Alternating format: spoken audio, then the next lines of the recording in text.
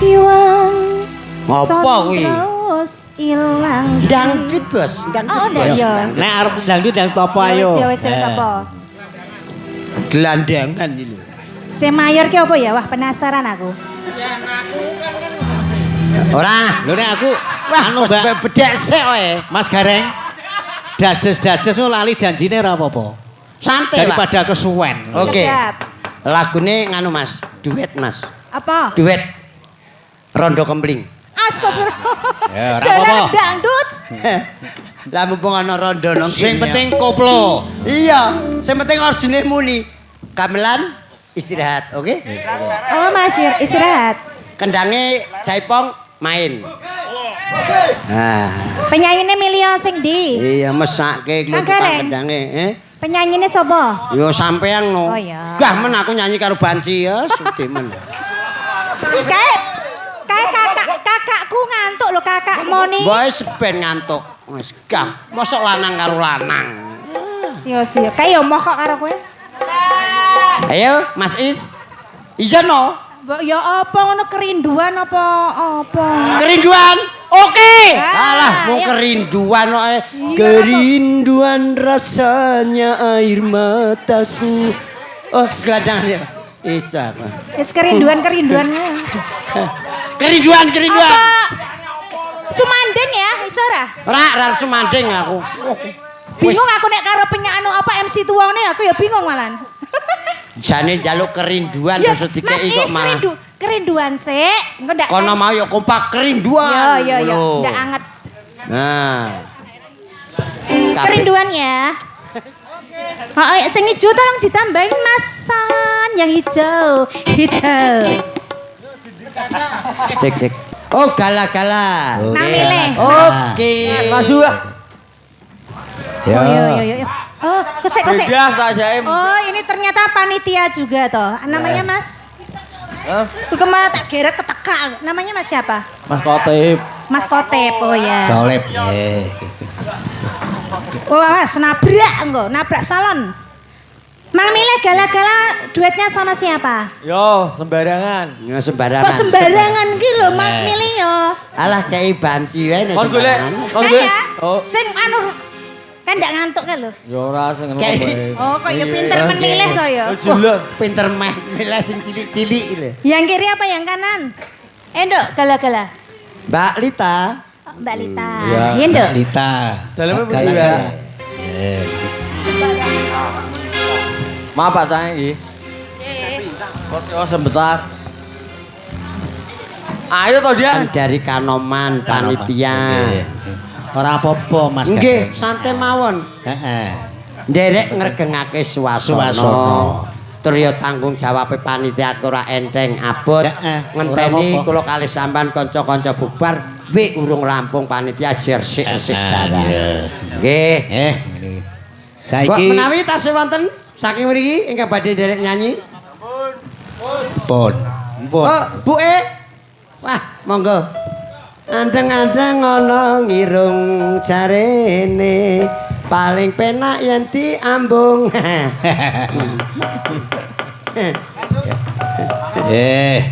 Iki ana Oke. panyuwunan apa ora? Tasih kathah wae wonten ing limbukan, wonten ing ingkang ngersake gadis Kalimantan. Heeh. Ana sing ngersake dina. Nah, Ngene bae. Sing diparingi gadis Kalimantan ya ora apa-apa. nggih. Tunggale sesuk nek ditimbali meneh. Ngoten. Jaran kripik gedang, kripik telo. Berarti nek gadis Kalimantan yo tak gawe wong loro iki wae. Lah ya ora apa-apa. Nah, Mbak Tri kalian Mbak sapa iki mau? Hindi. Mbak Hindi. Kalian Ayo. Mbak Tri. Mbak Tril. Yes, yo. Gadis Tampilke. Gadis Kalimantan. Kalimantan.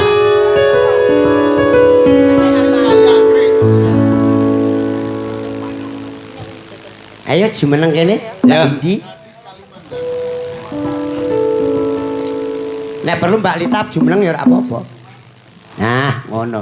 Dadi putih-putih. Wah, tenan nyenengake. Yes, tenan. Ije kimcil. Loh, tenan kok. Aku ki Piye mau nggawa baleni?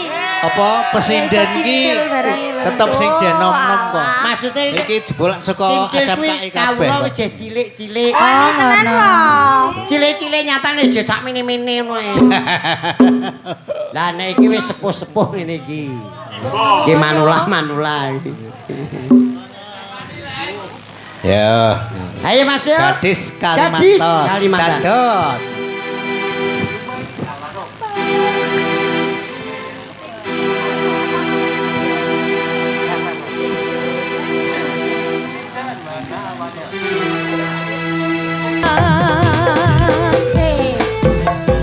Yo, asik-asik. Yo. Iya. Iya. Asal.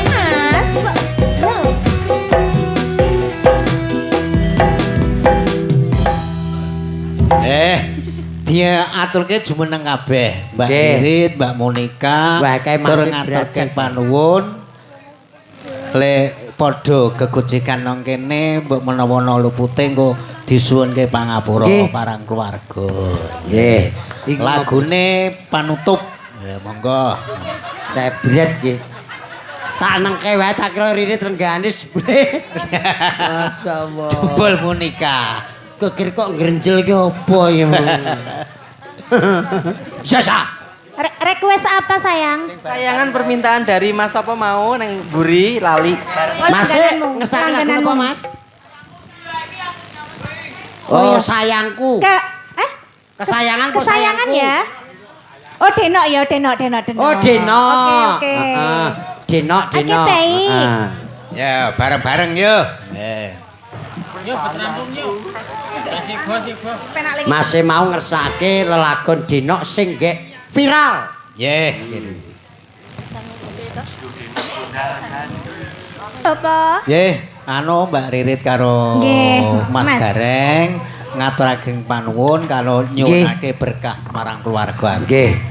Matur wonten kasanipun warga ageng wonten ing kebon manis mriki sedayanipun. Mbok menawi kanca panglipur sedayanipun anggenipun caos panglipur wonten kekiranipun nyunagunging samudra pangsami. Amin. Ugi nderek atur donga kunjuk dumateng warga agung kebon manis sedayanipun mugi tansah diparingi sehat walafiat, diparingi panjang umur, diparingi rezeki ingkang kathah halal tur barokah, didoke saka balak, didoke saka bencana, didoke saka godha rencana, didoke saka penyakit. Dadiya keluarga sing ayem tentrem kemah loh jinawi. Nggih, mekaten ingkang saged Anu punaturaken Mas kanca-kanca. Gareng Nggih, tambahi tambahin apa? ditebihno godha pangrencana Lah. cinaket ing kanugrahan. Ah, nggih. Amin, amin. Nggih. Sampun? Aja monggo nggih. Nggih, matur nuwun. Monggo pun lajengaken Mas Gareng, Mas Petruk, Mas Bagong. Petruk lan Bagong. Aja nganti kesen darah-darahmu wis padha sowan. Nganu ning nggone ndamel panggon. Aja nganti kesuwen weh. Lah. Duli. Ayo sebo darah-darahmu galus padha ngumpul ana ing negara Ngamarta. Mula Kang Saka iki mau ayo aja ngancet. Ditunggu ning kaya aja nganti kesuwene Duli.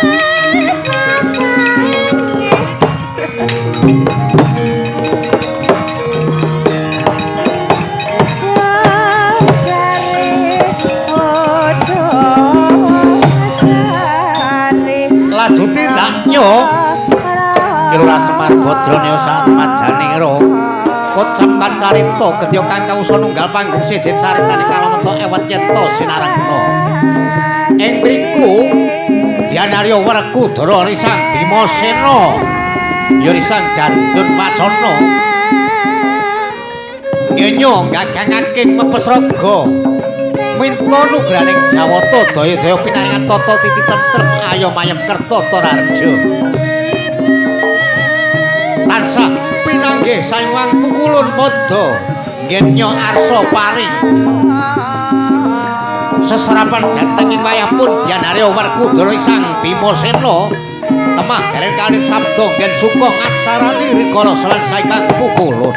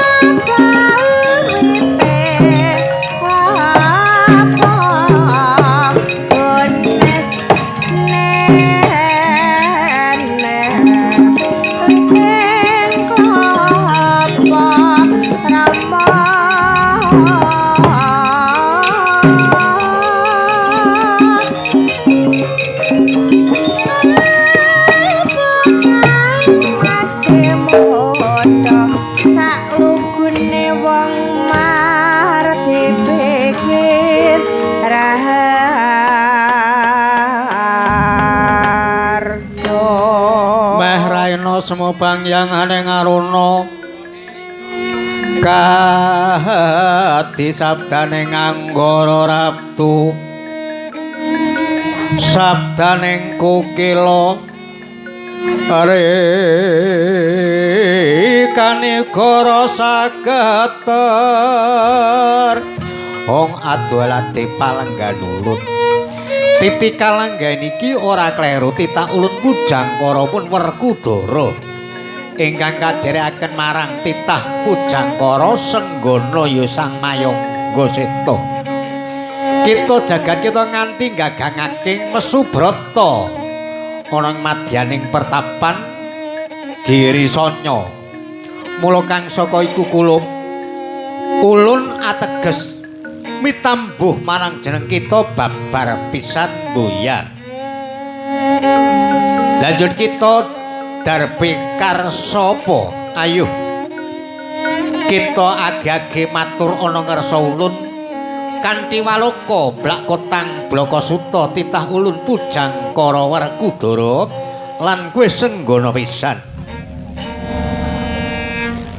Wah benak kakekku sepira ingkang dadi kaluputane Werkudara njaluk pangapura. Mboya dadi ana kaluputan ulun tansah agung pangaksamanira. Werkudara, kita matur ana ngarsa ulun kanthi prasaja blak kotang blaka suta kelawan kesenggana. Ora mung wae aku ngajih sembah ana ngarsane Werkang. Ulun tampa pangesta ulun tampanana. Tak pundi dadi jimat. Aduh Pukulun. Kepareng saking menika sembah kula kunjuk unsa dalem paduka Pukulun. Ulun tampa senggana ora mung pangestawa ulun tampanana. Sekalipun kanggen kula mundi mugi dadosna jimat Pukulun. Pukulun padha. Ya. Sakwuse kita aso napas ilang rewenira dodot sukahaning setake bocah sekarone. Ayo kita darbe karo sapa? Kita gagangaking mepes raga nang majaning kayangan Girisanya. Wah, kejaba kang saka kewenanganku. Aku supaya samengko njaluk wahyuning kamulyan, wahyuning katentreman. Pandhawa besok dumadi perang Bratayuda Jaya Pinangun ingkang mimpang Kurawa apa ngastin Pandhawa Ngamarta apa Ngastina. Tak suwun yen to samengko kang bakal mimpang temah Bratayuda Jaya Pinangun sing mempang para Kurawa luwih becik banjuten Werkudara.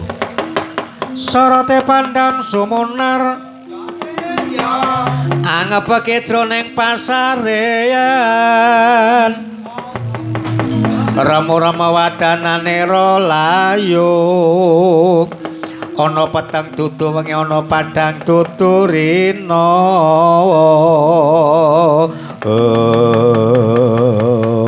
hong adu alati palenggan ulun titi kalenggan kita bakal motho nyun kang kaya mengkono bisa unggul Bratayuda Jaya Pinangun besok Pandhawa isa pinarang bagya mulya ayom-ayom tata tititrem ada gudha pangrencana tinengket anugaran katentreman tuwin kamulyan nanging syarate kita cepengana syarat saptawara saptawi pituwara ki kaweruh kaweruh utawa warah pitung prakara iku agemen kanthi nastiti lan ngati-ati saka kersane wedang kakek saking kecapa duka begulun.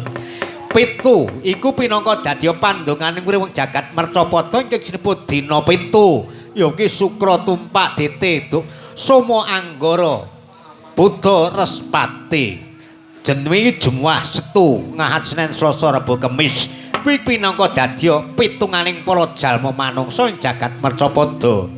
Ing kono kaping pindho nang perkara ki lakuning panembah para jalma lan para dewa kang ngrasuk kapitayan kang rinasuk dhewe-dhewe aja nganti mangruk tinggal daya-daya anggone nyuwun ngersaning Gusti kang murbeng jagat isa kasembadan lan kamulyan apa ing dadi panjangkane kulup Werkudara. Kaping 3 ana 5 perkara kuwi dununge kuwi ana tatananing surat agama ingkang ngrasuk 5 perkara. Oh mengkono. Jalaran kita dumadine manungsa amung kadadean apa 4 perkara sajuga ya kuwi sukma suci ya sukma sejati kang manjing jagat kita amarah supiyah alamah lan mutmainah bumi geni banyu kelawan angin kinantenan sukma suci mengkono ki 5 prakara ing kono kaping 4 perkara kuwi dunungane kiblat papat kang manggon ana ing jagat kita. Kasak banjure kuwi ana 3 prakara.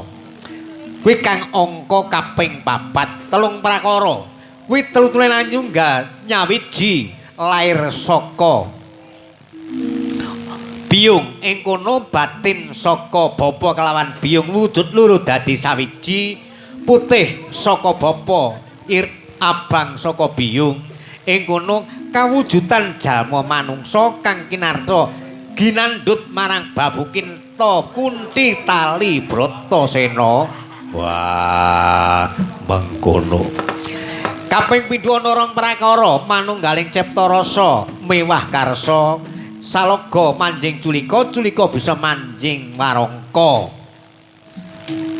Dadi ing kono ning jagat sesrawungan Werkudara kuwi anane mung 2 perkara lanang wadon gedhe cilik tuwa kelawan nom sugih kelawan miskin kuwi wis dadi jangkaning jagat purbaning Gusti kang murbeng kawasa kita aja nganti bedak-bedake endek dhuwuring derajat asor ungguling para sugih misining para kawula ayo gawenen warata jalan kita kang besok bisa nukulake wijiling ratu tanah Jawa Sena Angsenggana Seksenana sing sajuga yen to ki ulun ora bakal muka ingkang dadi wiwaraning lagu besok yen kita wis bali papan asalira kita tansah pinundhut pangasin margen Jawata ayo mapanno ana jagat mercapada gawe kang becik lan apik aja nganti bedak-bedake marang para kawula kang titah ning mercapada. pandita kang kinarya wangsit medarno ngelmu kang sanyata